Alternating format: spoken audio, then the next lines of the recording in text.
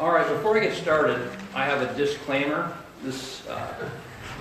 I have point number one. It's called observing the Sabbath, and I'll touch on all that here in a minute. I am not a Seventh-day Adventist. I am not a legalist. Hopefully, as you listen to the sermon, you won't want to set me straight afterwards or stone me, which is what they did to people that didn't observe the Sabbath a long time ago. But when you should look up there. I'm looking up here. So stop and smell the roses comes from, we were going through pictures for this PowerPoint, which Virginia put together. I haven't reached that technical level yet. And it's going to sound a little fruity coming from me, but I love to smell wild roses. And here in the Intermountain, they grow everywhere. So I'll be out cutting logs, and I love this time, well, not quite ready to break bloom yet, but they will here quick. And one year I never stopped and actually smelled the roses. Oh, crumbs, they're gone. I gotta wait another year. And so I think about the things in our life that just kind of pass us, our kids growing. One of the things that's kind of cool for me, Everett and I were walking back from, I think, elk hunting last year or 2 years ago. He'll set me straight when he comes up. And there was a lot of smoke in the air, and we're walking down our driveway where it curves, where the boys and I have thinned and pruned and kind of made it nice and orderly. And he goes, "Oh, that reminds me so much when you used to keep us home when you were laid off, and we did all that work down there, and we'd always light a fire, and then we'd always take our smokies, our deer sausages, and smoke weenies." Yes, I've hit it as a parent. I hit a ball out of the park because I was never a good baseball player. But it's one of those things where I stopped and I smelled the roses in a different way, and it had an impact on my kids. So where this sermon also comes from is the men after our deacon meetings on Wednesday, we finished a book called Emotionally Healthy Spirituality, and it's by a pastor named Peter Scazzaro. It's Italian, so I'm probably not pronouncing it correctly. And he points out the need for Christians to rest on the Sabbath. And this is something I've been kind of thinking about for about 2 or 3 years, and I don't know where it came in my life. For me, the Sabbath, it's the Sunday. I'll get more into what we're going to call a Sabbath rest, or what he refers to as a Sabbath rest. But for me, taking just at least one day a week to just kind of get recharged.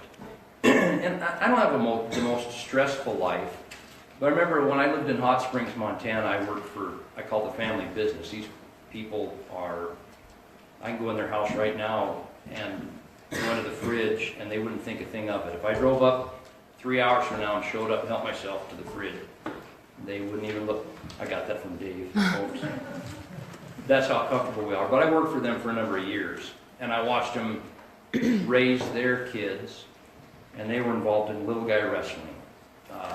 Had 15 guys plus 4 log truck drivers, a big crew of guys that he was responsible for.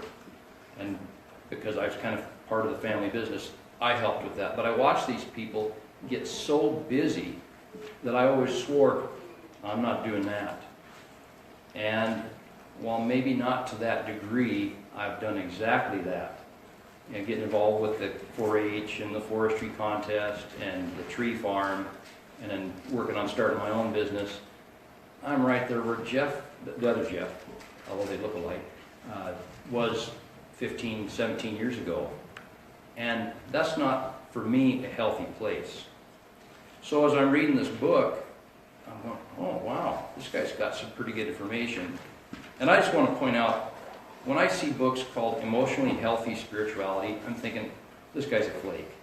That title turned me off. You rolled your eyes too. And it actually was a good book. It was pretty well written. The title just was a little flaky sounding. So, like I said, I've been kind of convicted by God that I need to find a way to bring rest into my life. And so I was talking to Pastor Kim about substituting. We were discussing that. I thought, well, it's probably not just me. I'm sure other people, to greater or lesser degrees, have the same need. So that's what I'm going to talk about today. One of the things, I mentioned, we're doing the forestry contest. If you've driven to Sandpoint, you see the sign there at the Delay Tree Farm, just at Carywood, it says Home of the Idaho State Forestry Contest. Something I did when I was a young lad, and then helped coach, and then we started our own 4-H team. But you don't realize when you take these things on, they're good things. Just like being a deacon in the church, they're good things. Because of my involvement with the forestry contest and tree farm, you're a logger and a forester, hey, we want you. Another good thing, but they make these grabs for your time. And then pretty soon, you don't know whether you're coming or going. One of the things this pastor, and I just want to touch on this, because I think it's important, is, and I finally learned Friday how to do it, and it wasn't easy. We have to learn to say no to things, say no to good things. The guy that's above me in the tree farm committee called and said, hey, we got this important meeting, can you make it? No, I can't. And I had a very legitimate reason. I'm not going to go into that. But it's really important. I understand that. They're all important. But I was so proud of myself for saying no. And life will go on. They will survive without me quite well. They might even do better without me there because I have some opinions that some people don't want to hear. So as you look at the pictures up here, and these are the ranch, we call it the old ranch up Thompson River. It was homesteaded in 1911. And so when I disappear in the summer times, that's where I go. I'm just going to, as I see these pictures come up, explain why they're there. They're kind of my place where I get no cell coverage. That's my true resting place. When I kick the bucket, if they don't put my ashes in a dumpster, spread them out up there. I love that place. It's 90 minutes to Highway 200 and about an hour to Highway 2, and nobody can find me. In fact, that's something I was going to talk about. So several weeks ago, Everett and I did disappear. We decided to just take off. We got up at 3 a.m., drove through. It was the last real kind of blizzard conditions we had, and we headed over to Hot Springs. And I think we got to Trout Creek, Montana, and the phone rings. Everett, of course, answered. Where are you at? We told him. So they figured how long it'd take us. So as we come in the door, Robin, my surrogate mom, she's stirring, my favorite is her sourdough hotcakes. And Jeff's got the sausage ready. And we didn't do anything that weekend. We sat around, we drank probably 4 pots of coffee and got nothing done. The only thing we got done is the woodshed. We went out, Jeff bought a brand new tractor he had to let Everett drive so we could haul firewood, and that was the only work we did. But I could tell, because Jeff's life hasn't changed other than his kids are all grown up. He's still got a big outfit to take care of, and they got rid of the cows finally. After we left, they sold the cows. But he was able to just stop. We got to visit, we got to catch up, and they're not church-going people. I'm not here to discuss that, but he needed that recharge. The welding that he had to do in the shop, the stuff that he had to take care of, it'll still be there on Monday. And I'm not saying we drop the ball. There are certain times we can't do that. I understand that. But most of the time, if you really put it in a bigger perspective, the world goes on without us. And someday I won't be here. The world's going to go on without me.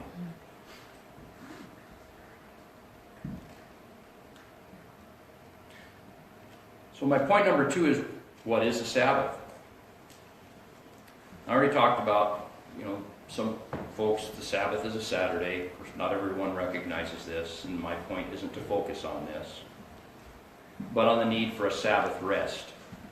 And like I said, I will leave the rest of that for the theologians to discuss and argue over. So in Genesis 2:2, God created the earth in 6 days, and he rested on the 7th. Now we're created in his image, so it's good for us to follow his example and rest also. I remember when I bought my skidder, I had to get it paid off. We worked 6 and 7 days. Now I look back, that's only been 12 years ago. I don't think I could do it now. I don't think I'm man enough.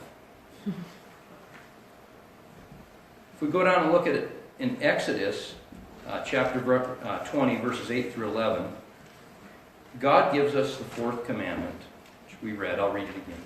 Remember the Sabbath day by keeping it holy. 6 days you shall labor and do all your work, but the seventh is a Sabbath to the Lord.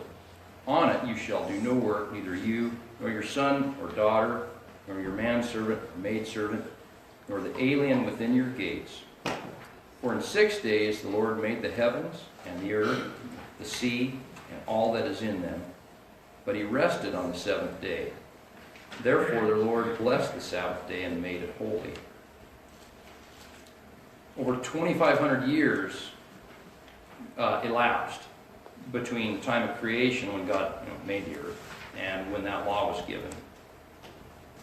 And that happens to be the longest also of the Ten Commandments. It was given to the children of Israel as a sign to remind them that it is God that makes them holy. Not just the keeping of the Sabbath, not the legalistic, I'm going to stone you if you do work on the Sabbath. I think there's a personal conviction.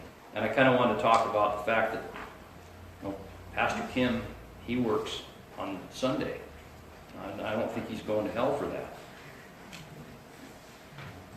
My doctor, if I called him on a Sunday, he would work on me, and I appreciate that. Jesus healed on the Sabbath, and the Pharisees got a little ticked off at him, and I think that's kind of ridiculous.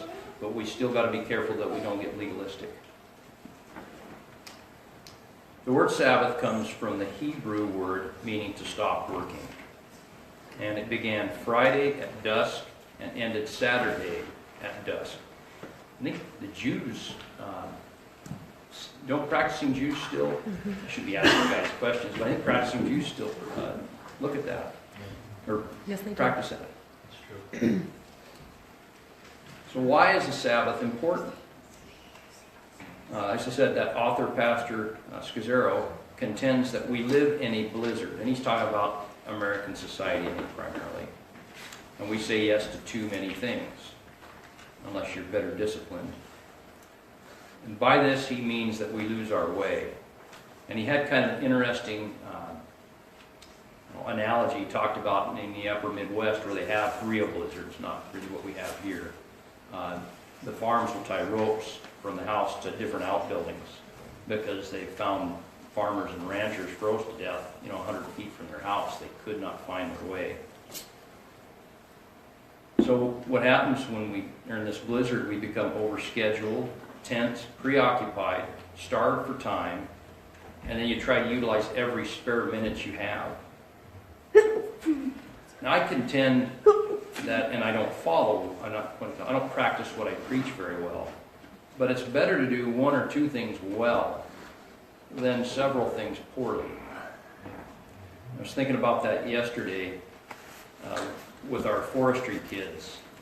We're trying to teach these kids, because we have a limited amount of time, 10 different events, and you can just see them glaze over, kind of like some people in the back there. And they're not getting it. So it'd be great to take and just give them, 2 or 3 things here and there. And I think that's what God kind of intended for us to do in our life.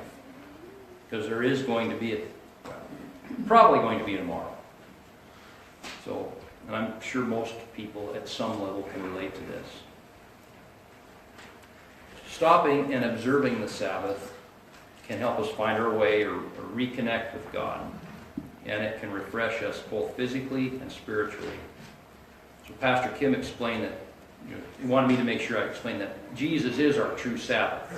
Once again, it's not the observation of it that keeps us holy, but that helps keep us connected to God.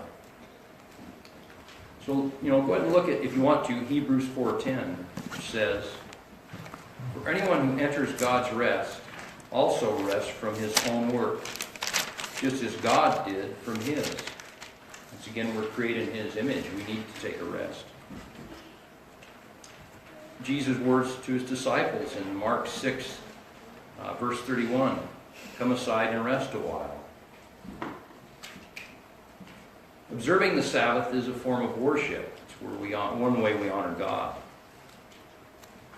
And the world will not fall apart if we take a day of rest. Beating a dead horse there. I think you can actually get more done if you are well rested. I know I'm easier to get along with, and Virginia's shaking her head emphatically.